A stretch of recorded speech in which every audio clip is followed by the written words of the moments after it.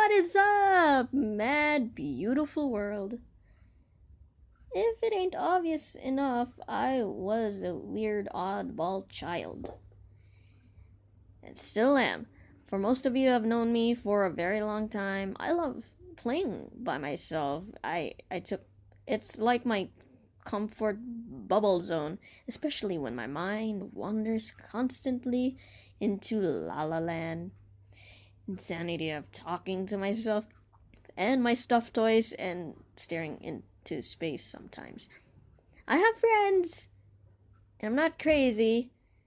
Well, definitely crazy, and I don't like having huge groups of friends because that scares the hell out of me, honestly. Anyways, paper is filled with infinite possibilities of creation, especially making comic books and teeny tiny little books because I love small things.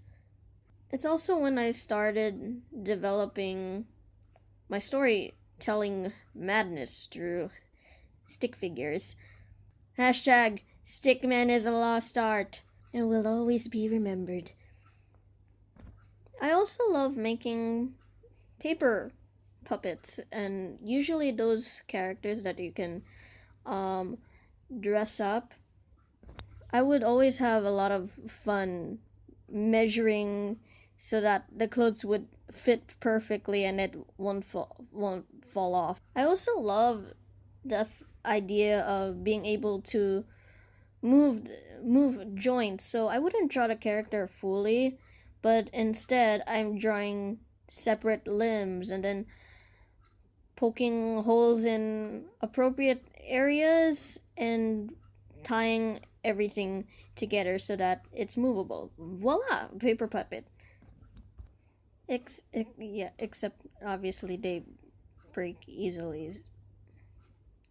But anyways, I also love making keys, not modern keys because those are boring, but vintage Victorian keys that open treasure. And I don't make any keyholes or treasure chests for those keys just for the sake of making keys and having a collection of them.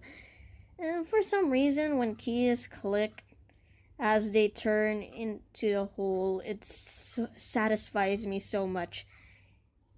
I realize how that sounds like, and we're gonna pretend I've never said anything like that, so we're gonna move on.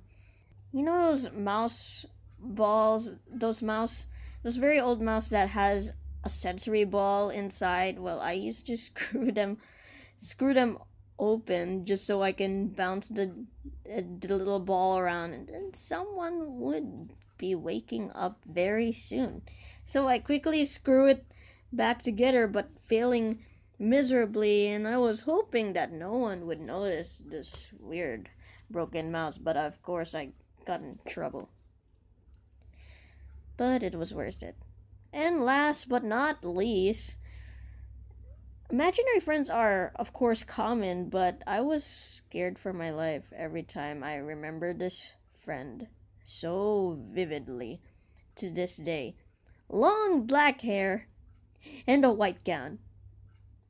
Yeah, I've searched that a lot of kids actually have this kind of imaginary friend, and I'm too terrified to know why. Also, their drawings are so disturbing.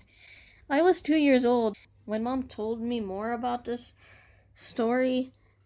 She said I genuinely thought I saw this friend.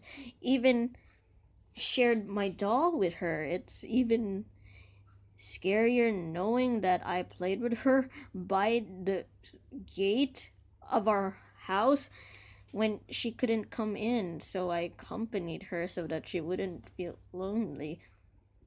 Wow, it still gives me chills. But anyways, those are some of my kiddish little story things, and if you want to hear more, leave a thumbs up for a part 2 maybe, and beware of for more nonsense when subscribing. You've been warned.